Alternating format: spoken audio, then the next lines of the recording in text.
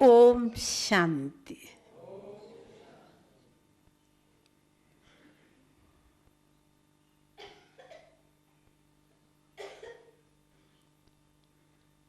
हम और आप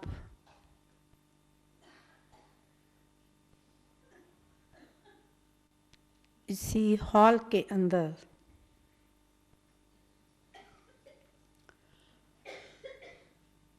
बाबा का प्यारा ओम शब्द का आलाप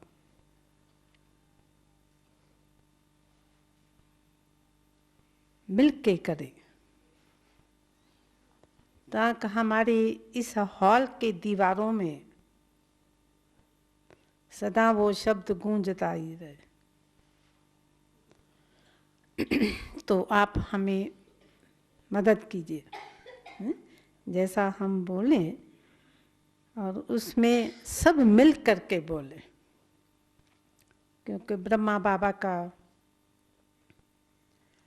ओम की शब्द की सिर्फ शब्द नहीं होता था, परंतु वो शब्द शरीर से अशरीरी का अनुभव, सब बच्चे अशरीरी भव का अनुभव किया करते थे। तो आज हम सभी उसी ओम शब्द को मिल करके बोलेंगे, बोलेंगे, बोलेंगे।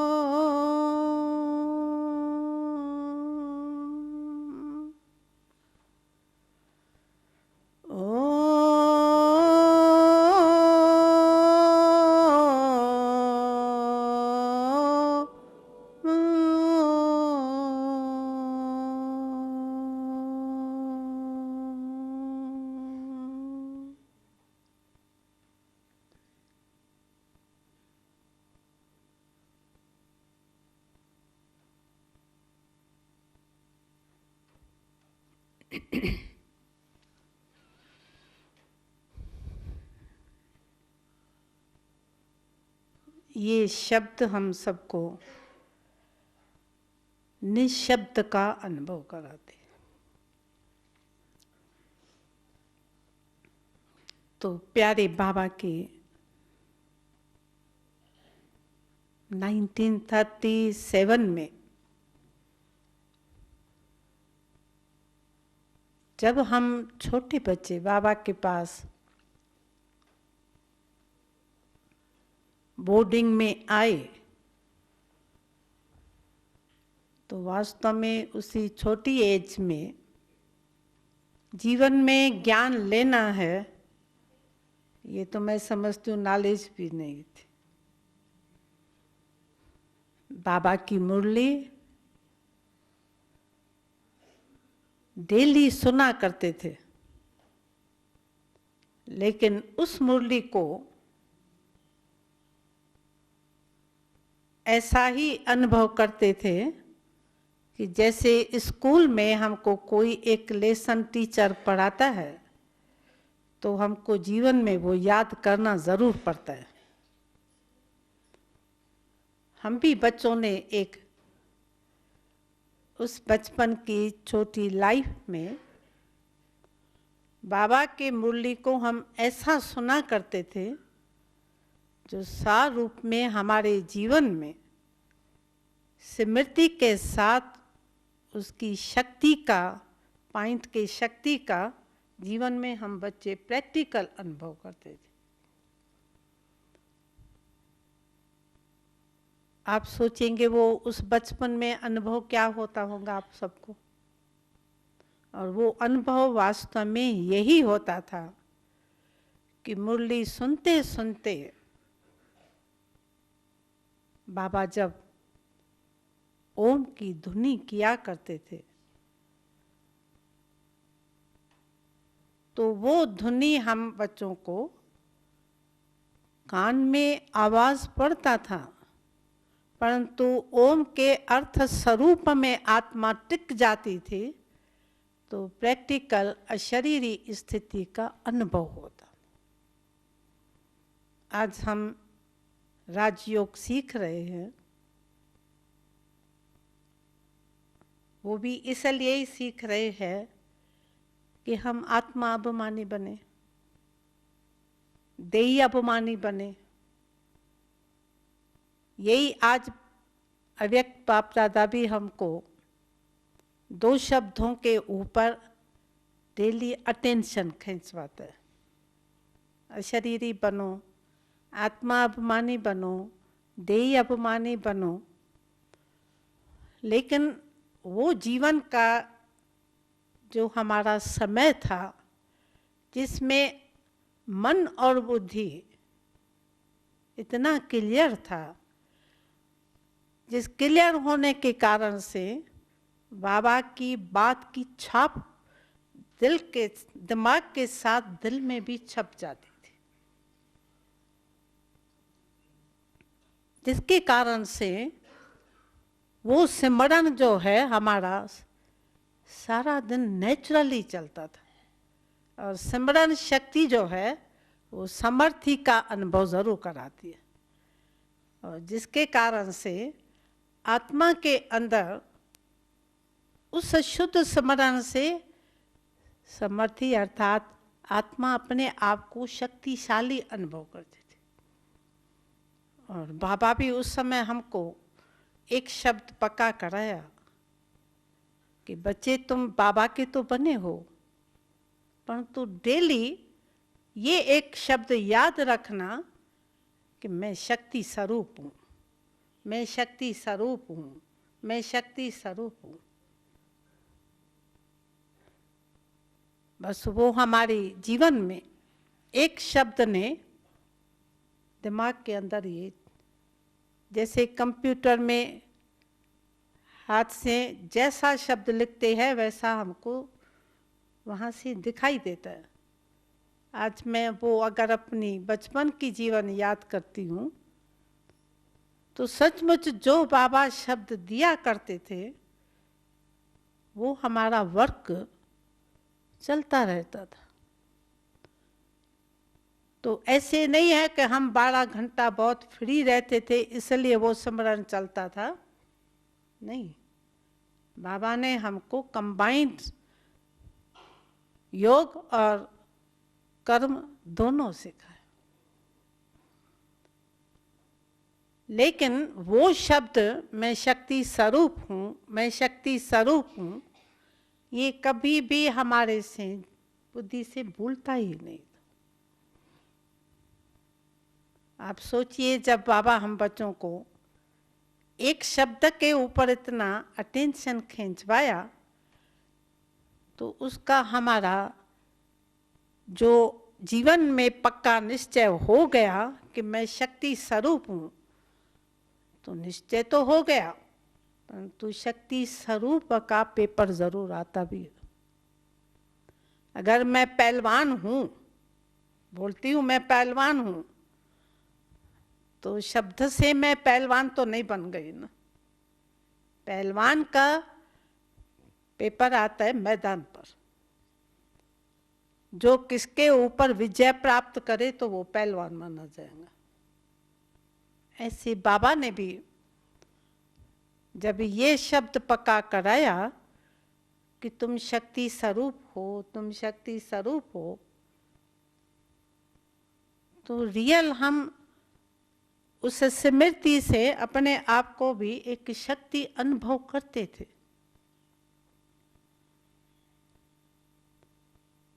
अब वो शक्ति अपनी कहाँ तो बाबा यूज कराएंगे ना, तो वो शक्ति कहाँ यूज हुई?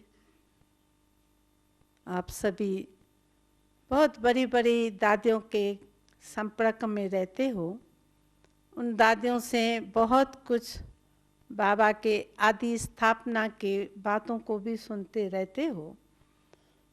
लेकिन मेरा इस जीवन में जो एक इन शब्दों से प्रैक्टिकल जैसी शक्ति हमने जीवन में प्राप्त की, उसका पेपर आना है, तभी मालूम पड़ेगा कि वास्तव में मैं शक्ति स्वरूप हूँ या कमजोर स्वरूप। तो पेपर भी आया। तब हम ओम निवास में 62 बच्चे संगठन में रहा करते थे। तो बाबा ने हम बच्चों को एक दिन दादियों को कहा कि बच्चों को मॉर्निंग में 6 बजे घुमाने के लिए ले जाओ। और हम बच्चे दादियों के साथ बहुत थोड़ा दूर घूमने के लिए गए थे और क्लास 7 बजे चालू होना था। तो क्लास के टाइम हम पहुंच भी गए, लेकिन बस से जब हम उतरे तो बहुत घमसान की एक आवाज़ सुनाई पड़ा। वो आवाज़ क्या सुनाई पड़ा कि ओ मंडली को बैन करो, ओ मंडली को बैन करो। आवाज़ तो था ही था, परंतु आवाज़ के साथ जिन्होंने आवाज़ किया वो तो देखा अपने ही, जितने हम बच्चे आए हैं उन्हों के ही पिताएं, उन्हों के ही भाई पिकेटिंग कर रहे हैं। तो मैं शक्ति स्वरूप हूँ, आत्मा मैं शक्ति स्वरूप हूँ। वो शक्ति हमारी इस समय जो कि अपने ही जितने बच्चे हम थे उनके ही रिलेशन थे, और वो लोग यही चाहते थे कि कोई भी इसी सत्संग में जो घर से परिवार आते हैं रोज, वो आज इस क्लास में नहीं जाएंगे। और उन्हों को मालूम था कि हम बच्चे तो इसी बोर्डिंग में ही रहने वाले हैं, अर्थात हमारा ये एक घर हो गया। लेकिन देखो उस समय जब हम नीचे उतरे बस से, तो हम लोग लाइन से अपना बाहर ही बैठ गए, रह।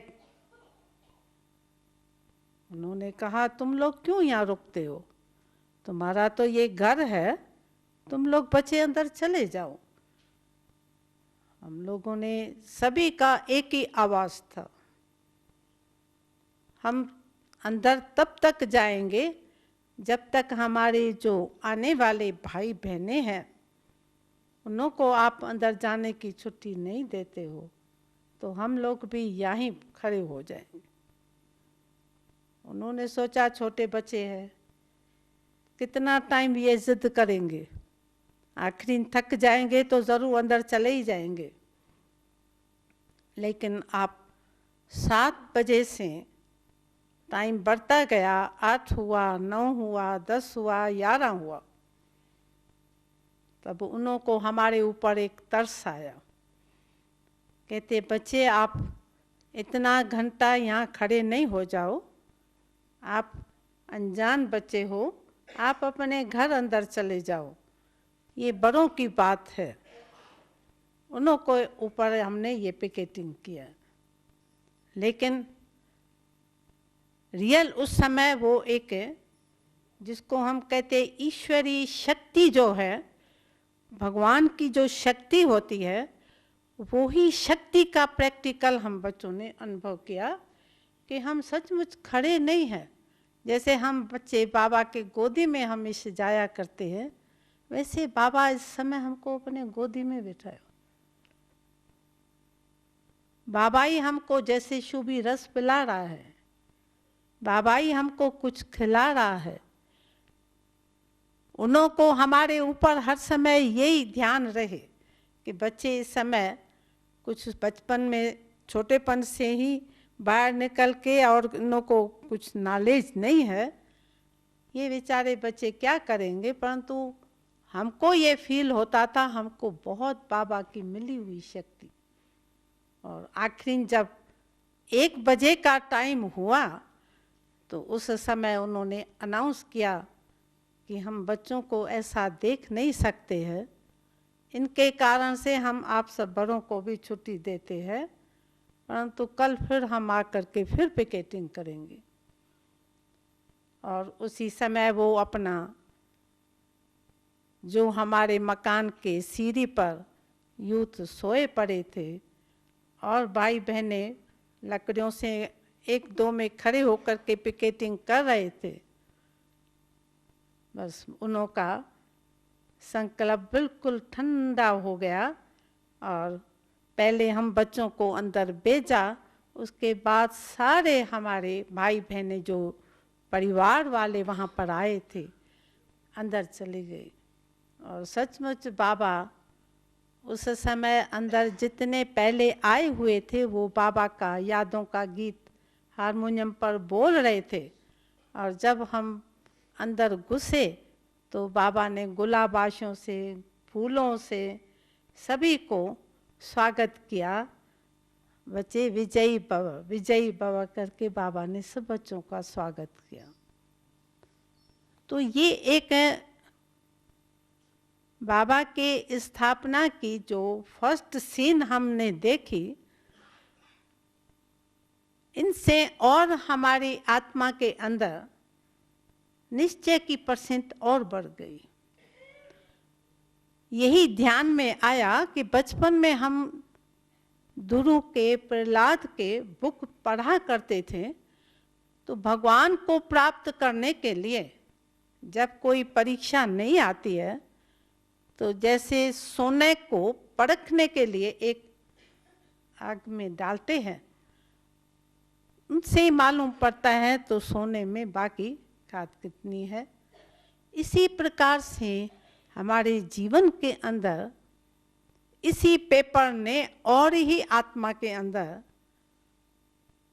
निश्चय की परसेंट को बढ़ाया कि सचमुच जब हम सत्य मार्ग पर चलते हैं तो उस सत्य मार्ग पर चलने के लिए हमारी आगे प्रोग्रेस होवे, हम और आगे उसी निश्चय के अंदर पक्के होते जाएं, तो जब कोई परीक्षा नहीं आती है तब तक हमको मालूम नहीं पड़ता है। तो वास्तव में बाबा की मूल्यों में जब हम यही डेली सुना करते हैं कि निश्चय आत्मक बुद्धि विजयंती, तो मैं अंदर आज भी अपने आप से पूछती हूँ, तो ये तो ठीक है, बचपन में उनका ओ मंडली के ऊपर एक दृष्टि था जिसके कारण से हमारे समय प्रति समय कभी पिकेटिंग, कभी भूख हड़ताल, कभी कुछ करके हम सभी को डराते थे वो लोग, क्योंकि वो बच्चे देखेंगे हमारे ही माता पिता भूख हड़ताल कर रहे हैं, नहीं खा रहे हैं, तो बच्चे को तो माता पिता के ऊपर तरस आएगा ही आएगा ना। लेकिन मैं तो समझती हूँ ये एक बाबा ने हमारे जन्म देते ही जो एक कहा जाता है ना, तो तीसरे नेत्र का जो वो शक्ति थी वो जैसे हमारी जीवन के अंदर अंदर घुसती गई और निश्चय बढ़ता गया कि वास्तव में हमको प्रैक्टिकल में भगवान ही मिला है।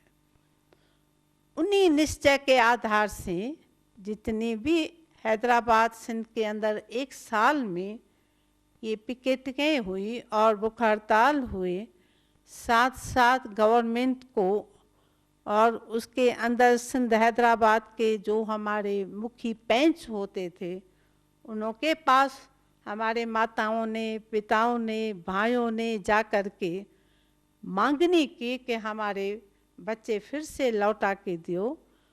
लेकिन सभी बातों में ये अनुभव हुआ कि जब हम अपने जीवन के अंदर उस भगवान के सुख और शांति को हमने अनुभव कर लिया, तो पेपर आने पर उसको विजय प्राप्त करने में हमारी वास्तव में निश्चय की बढ़ती ही गई। तो आज वास्तव में हम इस जीवन के अंदर फिर हम देखती हूँ, तो वो निश्चय में एक ही बात का थोड़ी निश्चय चाहिए, क्योंकि उस समय हमारी पढ़ाई के हिसाब से ऐसा पेपर आया और हम जितने भी बच्चे थे ऐसा ही अनुभव करते थे कि हम सचमुच एक माता पिता के बच्चे इतने अपने ही हैं। तो प्रेम भी आपस में बहुत था। लेकिन जब हमारी जीवन और नॉलेज के अंदर, ज्ञान के अंदर और आगे बढ़ती जाती है, तो पेपर का रूप भी बदलता ही जाता है। क्योंकि बचपन में LKG में जो पढ़ाई पढ़ेंगे उतना ही छोटा पेपर आएगा, लेकिन जब हमारे कोर्सेस पूरा होता है और दूसरे क्लास में हम भर्ती करते हैं, तो जितना बड़ा क्लास हम पढ़ते हैं उसका पेपर भी बड़े ही रूप से आता है। तो हमने भी जीवन में यही अनुभव किया कि पहले बचपन में तो हम बाबा के प्रेम में, उसमें हाँ बहुत मस्त थे, लेकिन सिर्फ प्रेम नहीं था। प्रेम के साथ साथ बाबा भी कभी हम बच्चों से पेपर लेता ही था कि सचमुच बच्चों ने अपना ठोक ठोक करके जीवन का सौदा किया है कि किस सुखों के कारण से, किसी हाँ सिर्फ प्रेम के कारण से सिर्फ यहाँ पर मेरे पास बच्चे आए हैं। तो हमने जैसे जैसे पढ़ाई में हम आगे बढ़ते गए और परिवार हमारा बढ़ता गया, तभी फिर हमारे को मालूम पड़ा कि सचमुच जीवन में हम अपने परिवार के अंदर भी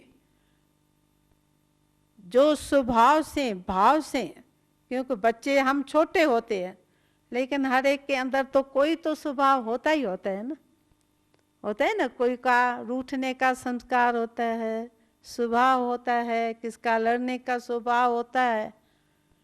बेशक हम बच्चों का दादियों ने 24 आवर्स ध्यान रखा था। कोई भी बच्चा पुरानी दुनिया का, पुराने स्वभाव के आधार से, पुरानी आदतों से इनका कोई यहाँ रिपीट नहीं होना चाहिए। तो हमारी उसमें विशेष दादी चंद्रमणि का तो हम सब बच्चों के ऊपर बहुत कड़ा अटेंशन था, और वो अटेंशन हमारे जीवन का 100% फायदा कर दिया। क्योंकि बचपन बेशक निर्दोषी होता है, परंतु जो आज बाबा कहते हैं ना, पुराने संस्कार, अनेक जन्मों के संस्कार, अनेक जन्मों का स्वभाव, अनेक जन्मों की आदतें, इसी बाबा की पॉइंट से आज मैं समझ सकती हूँ कि बचपन निर्दोषी बेशक होता है, लेकिन जो पुराना स्वभाव, संस्कार, आदतें, वो इस जीवन में हमारी रिपीट ज़रूर होती। और ये एक जीवन में परिवर्तन होने का मूल आधार बाबा ने पहली हमारी यही पालना किया। इसके साथ साथ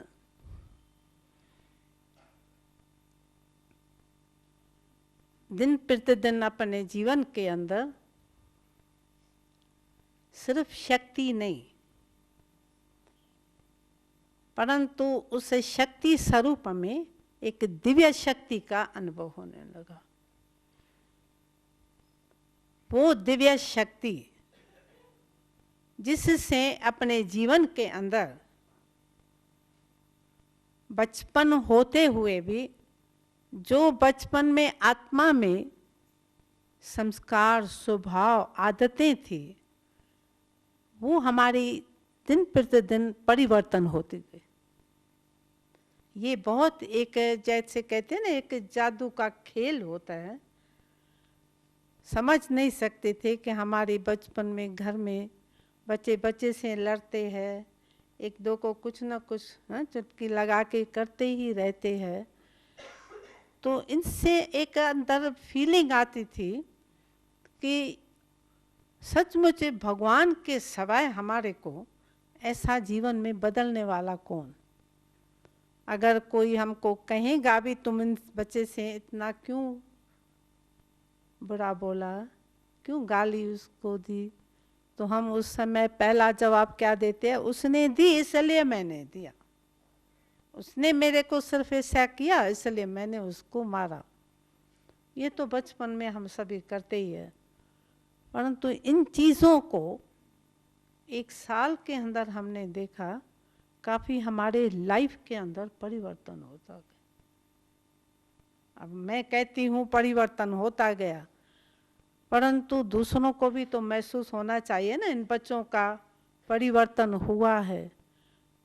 तो हमारे उस समय जितने परिवार बाबा की मुरली सुनने के लिए वहाँ आया करते थे, तो उनको हमारे जीवन से, फेस से, बोल से यही महसूस हुआ कि इतनी छोटी एज में जो बच्चों की शैतानी होती है, बोल होता है, उस समय कोई बच्चा बड़े को देखता नहीं है, परंतु फौरन बात को जवाब दे ही देता है। तो पहला परिवर्तन बाबा ने दादियों को निमित्त बना करके रोज यही शिक्षाएं हमारे बच्चों को मिलती रहती थी, और साथ साथ उसी दिव्य शक्ति को हम कैसे अनुभव किया, वो हमारा पहला अनुभव कि बाबा जब गद्दी पर आके बैठते थे तो बाबा के भ्रुकुटी में सफ़ेद चमकती हुई लाइट, और वो चमकती हुई लाइट हमारे पास जैसे किरणें आती है, और उन्हीं किरणों को जैसे हम अंदर धारण करते हैं, उनसे आत्मा के अंदर एक शुद्धि माना विचारों में परिवर्तन आता ही है। और ये निश्चय होता गया कि स्वयं परमात्मा भगवान के हमको ऐसे कोई बदल नहीं सकता। तो शक्ति और दूसरी हुई दिव्य शक्ति। और वास्तव में शक्ति तो आज बहुत महान पुरुषों में भी है, परंतु उस शक्ति को रिद्धि सिद्धि बोलते हैं। और इस शक्ति को हमने एक दिव्य शक्ति अनुभव किया, और उसके बाद फिर हम बाबा की प्रैक्टिकल जीवन के अंदर, जिसको मैं भगवान मान रही हूँ, तो कोई वास्तव में हमने साकार 5 तत्वों के, जिस 5 तत्वों का नाम वास्तव में जन्म का लेखराज था, लेकिन हम तो बाबा को बाबा ही बोलते थे ना। लोग लेखराज बोलते या दादा बोलते थे, हम तो आते ही पहले बाबा ही नाम दिया था। लेकिन बाबा शब्द भी जो था वो वास्तव में हमने 5 तत्वों की आकृति को अनुभव नहीं किया था। जब बाबा सामने क्लास में आकर के दृष्टि दिया करते थे, तो भी हम उसी शक्ति का अनुभव करके अशरीरी स्थिति का ही अनुभव करते। तो मैं सब क्यों शक्ति, दिव्य शक्ति उसको ही कहते हैं जिसमें एक मैग्नेट होता है। मैग्नेट क्या करता है? मैग्नेट सुइयों को अपने तरफ खींच लेता है।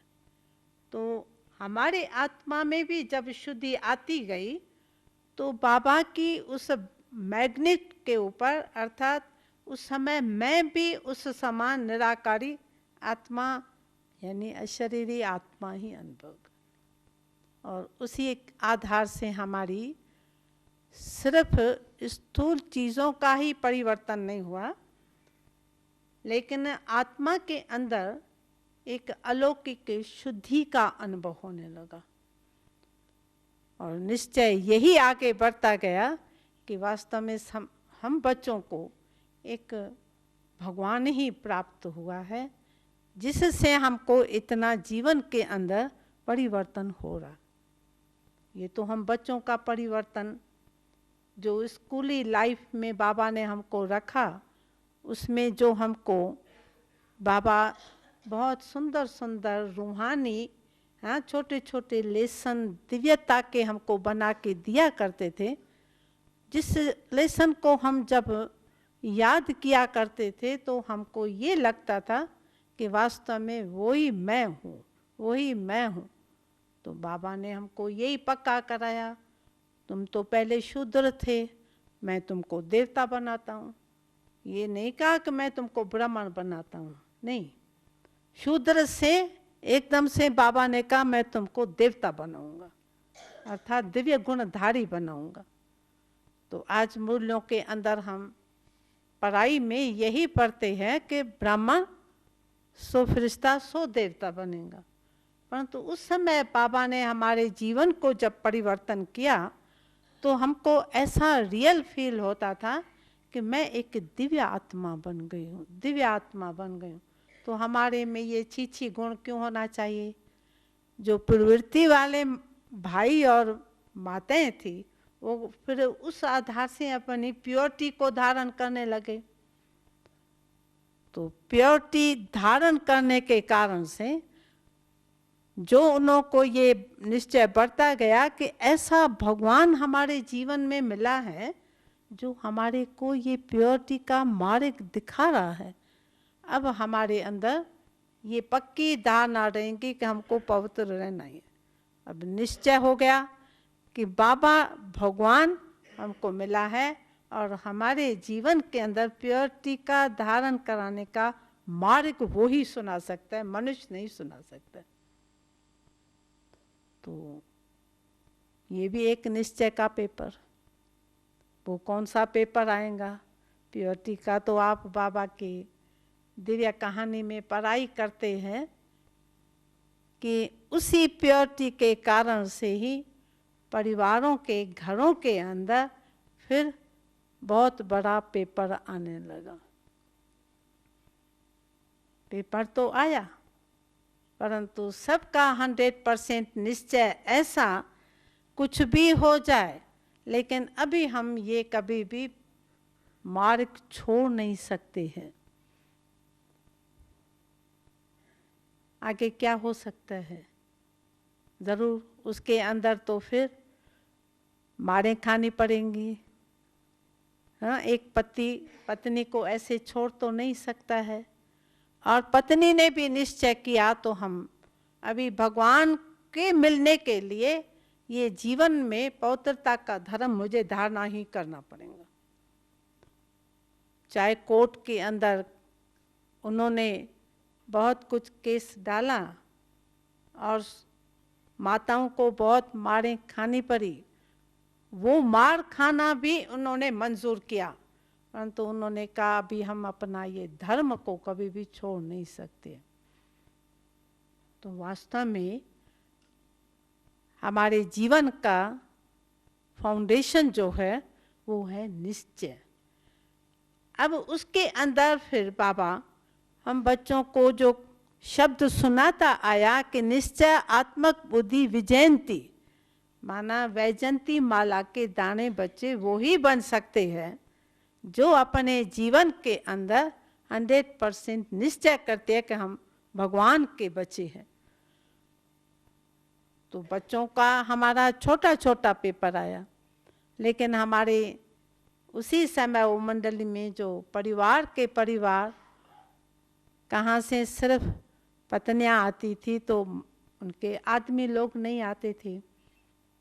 तो उस समय फिर जब उसको बंदिश की गई तो बाबा को सचमुच वो पार्ट ऐसा उस समय लगता था कि सचमुच गोपियाँ और श्री कृष्ण, जिसका भागवत के अंदर हमने कुछ प्रेम की लीलाओं को पढ़ा हुआ था, परंतु वो पाठ उस समय हमको आंखों से देखते हुए ये अनुभव होता था कि सचमुच आज वही समय है जो बाबा भागवत के अंदर शब्द सुनाया करते हैं कि कंस जरासंधी शिशुपाल।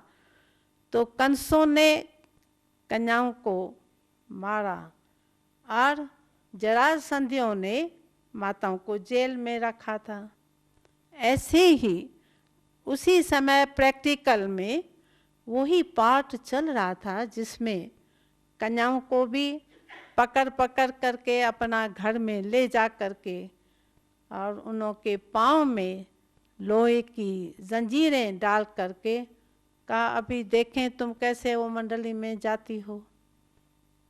उसने कहा, तो आप मेरे शरीर में पाँव को हाथ को बांध सकते हो, लेकिन मेरे संकल्प को और बुद्धि को तुम नहीं बांध सकते हो। याद तो मैं फिर भी मन से करूंगी ना, याद मेरे मन मेरा बुद्धि मेरे साथ है, मैं उसको ही उसके लगन में ही हूँ।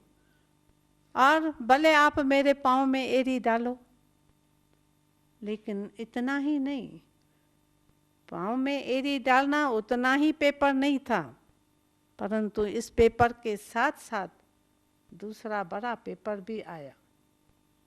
वो पेपर था कि अपनी माँ, अपने रिलेशन, अपने बच्ची को इससे छुड़ाने के लिए बहुत बड़े बड़े जादूगर वालों को लेके आए।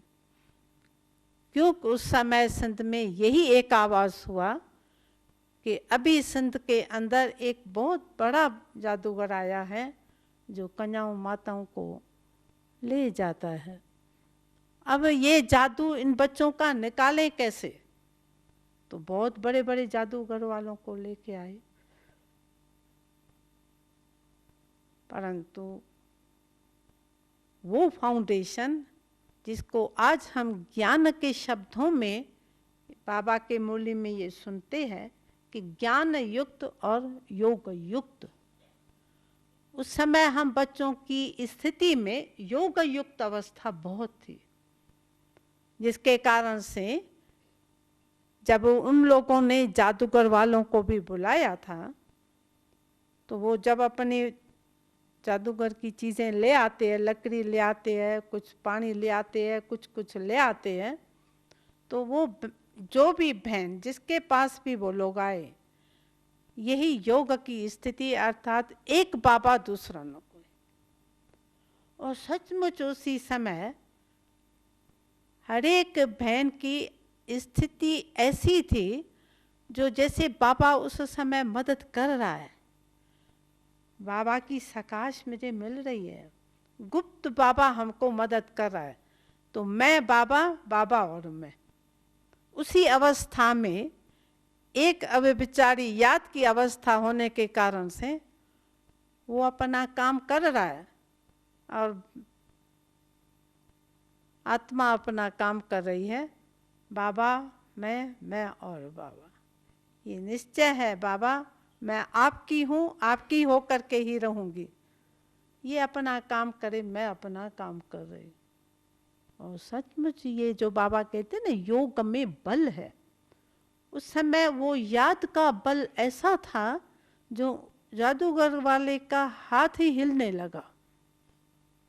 वो देख रहा है मेरा जादू तो अभी कोई काम नहीं कर रहा है। तब थोड़ा रुक के उसने कहा, माँ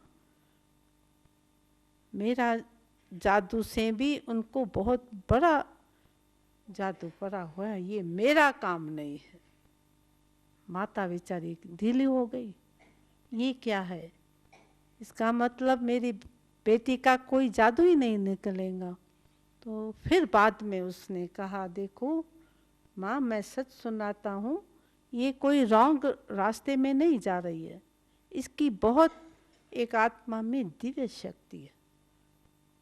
चलो वो बेचारा अपना काम करके पैसा तो लेके गया, परंतु यहाँ की ये एक दिव्य शक्ति जो हम आज बाबा के मूल्यों में सुनते हैं, उसका अनुभव जो है बाबा ने उस समय हम बच्चों को बहुत करें।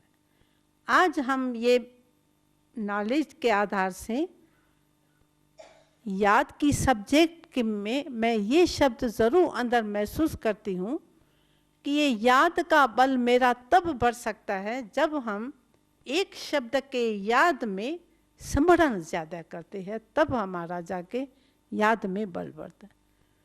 तो जैसे बाबा ने कहा तुम शक्ति स्वरूप हो, परंतु वो दिव्य शक्ति तब बनी जब मैं पहले स्मरण किया मैं एक शक्ति स्वरूप हूँ, मैं शक्ति स्वरूप हूँ।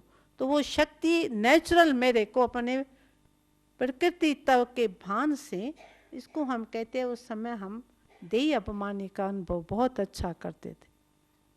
और इसकी प्रैक्टिस को बढ़ाने में बाबा का हमको बहुत अच्छा प्रैक्टिकल जो अभ्यास बाबा करते थे ना, तो उसका हम फॉलो बहुत करते थे। वो मुझे याद आता है कि बाबा ओम निवास में हम बच्चे थे तो बाबा नमाज शाम के टाइम ऊपर छत पर चले जाते थे और सबको हमको कहते थे ऊपर कोई नहीं जाना। तो एक टाइम होता है ना, बच्चे सोचते हैं तो आपस में बात की क्यों नहीं जावें, क्या बात होंगी, चलो हम धीरे धीरे जाएंगे ऊपर। तो हम लोगों ने देखा बाबा टांग टांग पर एक चित्र हमारा फोटो का अभी भी है, वो बहुत नशे में खुमारी में बाबा बैठा हुआ है। बहुत बाबा का हम लोगों को बच्चों को बहुत अच्छा लगा, परंतु जाएं कैसे ऊपर, बाजू में बैठ नहीं सकते हैं वहाँ। फिर हम बच्चों ने भी एक अच्छा प्लान बनाया, तो कल हम क्या करेंगे, बाबा से पहले ही हम लोग ऊपर चले जाएंगे और हम भी ऐसे टांग टांग पर लगा करके और बाबा की याद में बैठ जाएंगे। और बाबा के आने से पहले हम लोग बच्चे थोड़ा दूरी दूरी में ऐसे बाबा की बच्चा होते हैं ना, काफ़ी जल्दी करता है, तो इस बात की बाबा की काफ़ी हम बच्चों ने किया और ऊपर में चले गए और अलग अलग बैठ करके हम लोग नशे में बैठ गए। बाबा का टाइम हुआ, बाबा ऊपर आया, बाबा देख रहे हैं बच्चे तो बिल्कुल ही नशे में चले गए, परंतु ये देखते हुए बाबा जो उसका नियम था उसी प्रमाण बाबा भी बैठ गए और हम लोगों को और ही बाबा से सकाश मिलने। तो उसी छोटेपन में करीब करीब जो आज हम मुरली में सुनते हैं ना, फॉलो फादर सी फादर, हम बच्चों को उस समय किसको देखना है, ज़रूर बच्चों के सामने तो बाप ही होता है ना, तो बाबा को देखते भी थे और बाबा के हर बात को फिर फॉलो भी करते थे। तो इसी बात में हम आपको सुना रहे हैं। तो बाबा की वो जो देखने की खुमारी, तो बाबा उस समय हमको देख रहा है ये नहीं था, बाबा से मिल रहा है, तब थोड़ी मालूम है तो बाबा वो अलग है ये अलग है, नहीं, हमको तो यही भगवान महसूस होने लगा ना। परंतु ये जो बाबा के ब्रुकुटी में सफ़ेद सफ़ेद लाइट चमकती थी, अब मालूम पड़ता है तो वो बाबा की प्रवेशता जो थी वही हमको अनुभव बाबा कराता था। तो बाबा के सी फादर और फॉलो फादर, सी फादर फॉलो फादर, इनमें इस बातों में हम बाबा को देखते रहे। अभी बाबा क्या करता है, अभी बाबा क्या करता है, हम भी वही करें, हम भी वही करें। अब वो संस्कार जैसे उस समय हम बच्चों में, अब तो बाबा कहते हैं ना संस्कारों को परिवर्तन करो, तो वो संस्कार में हमारे को परिवर्तन करने में बाबा की सी फादर करने से, फॉलो फादर करने से वो संस्कार सो ये दिव्य संस्कार बनता है। अच्छा हो गया ना।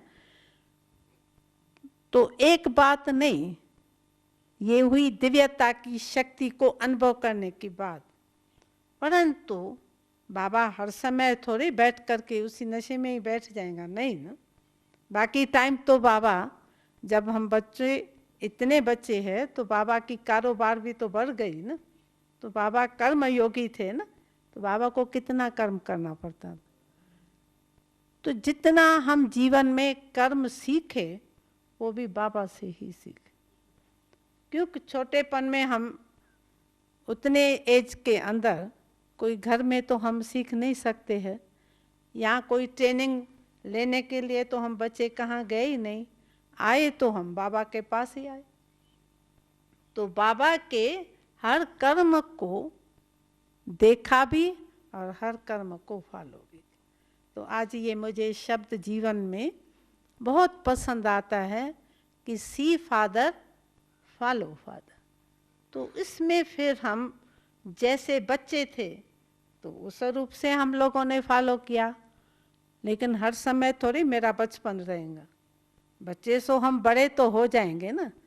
तो जब बड़े होते हैं तो हमको संगठन में 100 सवा 100 बड़े बड़े हम पहने रही मम्मा के साथ। तो उस समय फिर हम किसको फॉलो करें? तो वो फॉलो करना छोड़ा नहीं, क्योंकि जितने हम बड़े होते हैं उतनी बड़े स्वभाव संस्कार आदतें परिवर्तन होती जाती है। तो हो सकता है हम अंगुली उठा के कह सकते हैं ना, भाई ये इसने किया है तो मैंने किया तो क्या हुआ, परंतु उस समय बाबा ही याद। बाबा इस समय क्या करते, क्या कर रही है, मम्मा इस समय क्या कर रही है।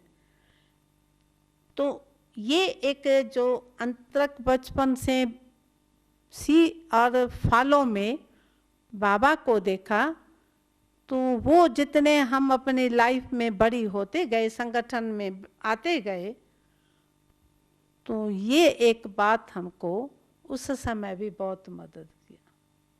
मैं समझती हूँ आज भी वही बात मेरे को जीवन में हर क्षण हर सेकंड ये मदद इतनी बाबा की है, जो मैं समझती हूँ देखना है तो मुझे उसको फॉलो करना है तो उसको।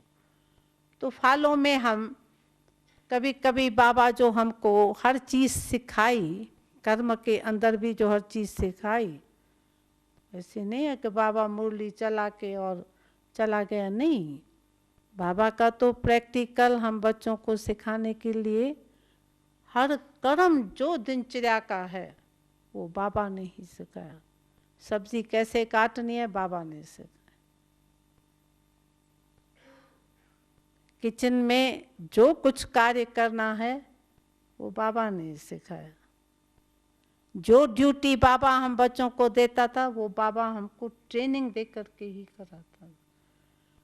तो ये एक बाबा के सी देखने से वो मुझे जीवन के अंदर बाबा के हर कर्म का जो फॉलो करने में संस्कार मेरा पड़ गया, वो आज हमारे जीवन में अनुभव होता है कि वास्तव में परमात्मा जो पिता है, जो हमारे माता है, और बच्चा माँ बाप को, आज भी घरों में देखो माँ बाप को ही फॉलो जल्दी करते हैं, क्योंकि उसको मालूम होता है कि ये जो बोलता है वो ही मुझे बोलना है, ये जो कर रहा है शायद मुझे भी वही करना है, और करते भी हैं।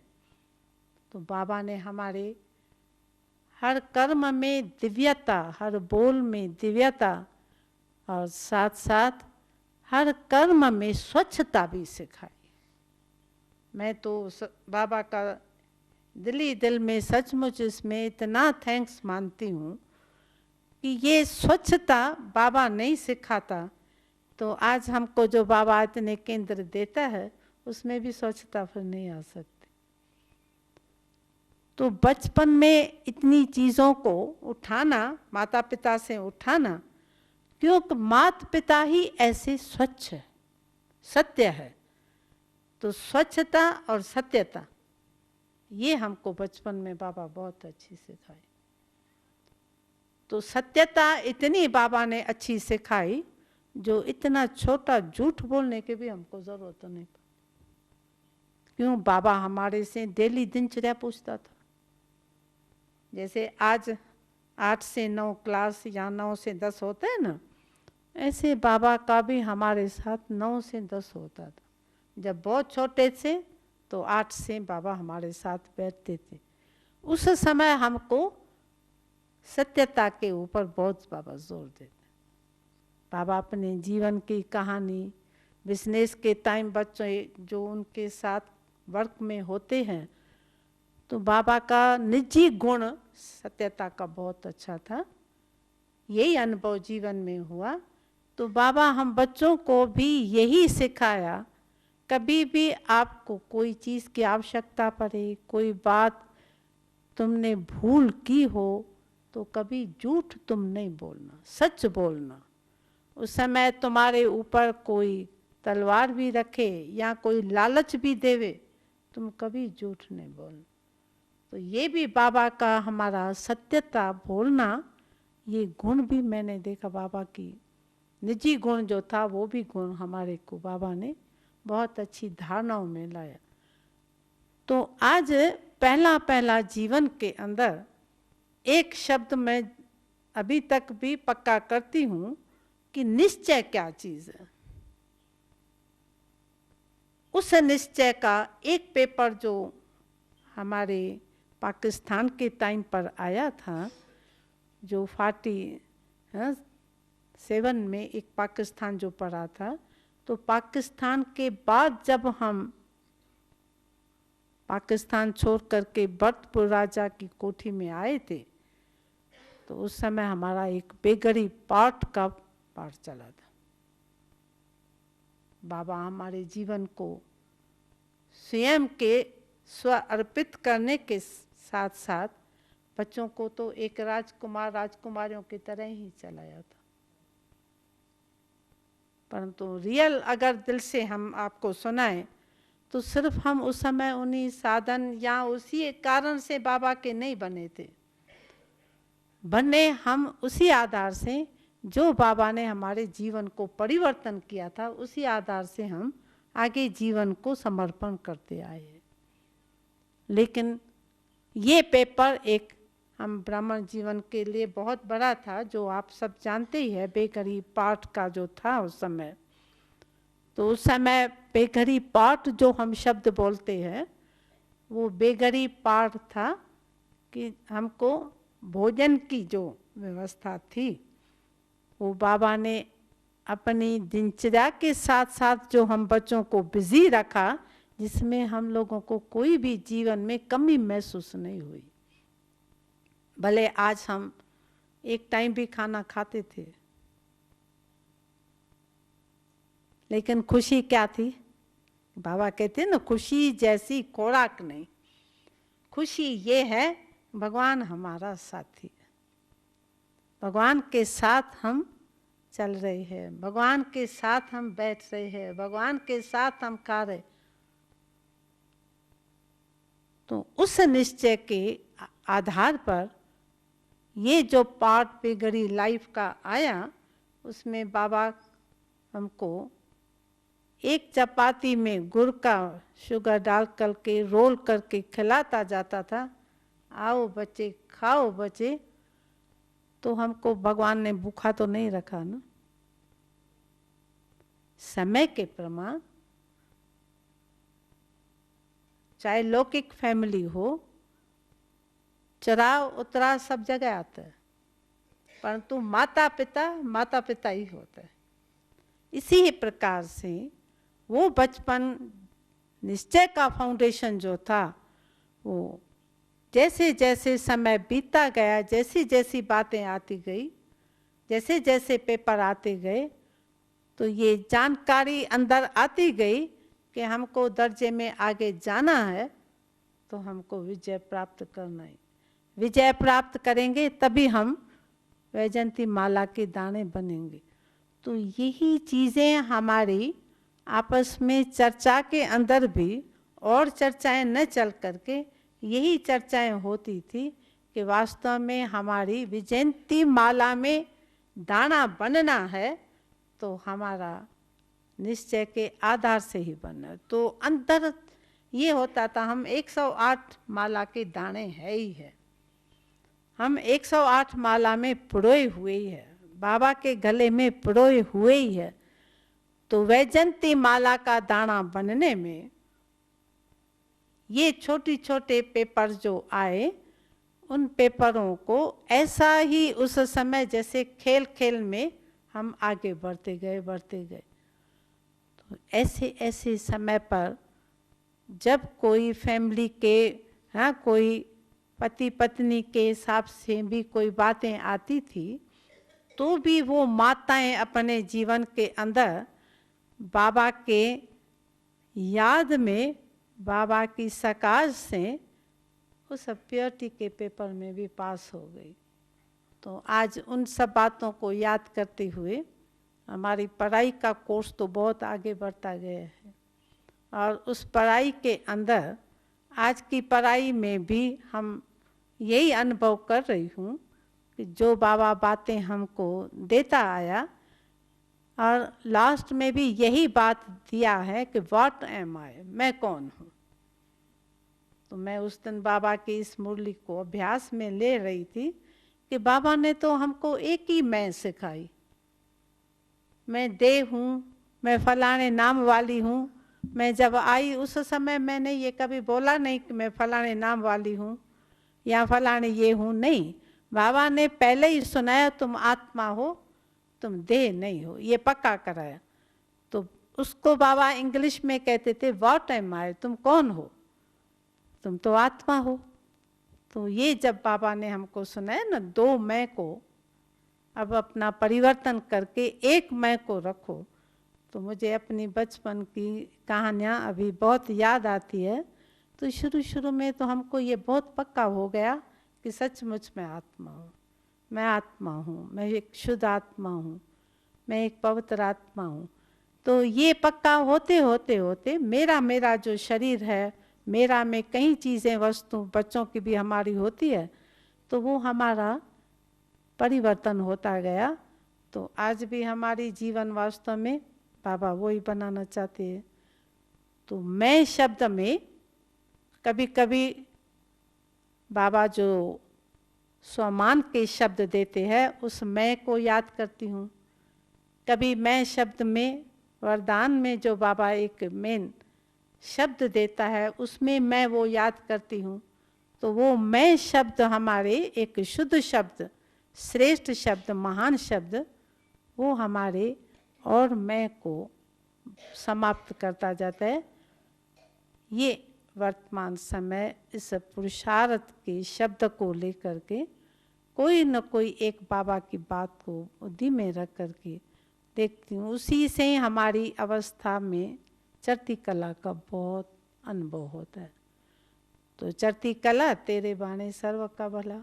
तो बाबा ने हमारी सचमुच चरती कला की सीढ़ी इतनी अच्छी दिया है, जो जब हम बाबा को ही देखते हैं, बाबा को ही फॉलो करते हैं, तो आत्मा की स्वतः ही चरती कला ज़रूर होती जाती है और हो भी रही है।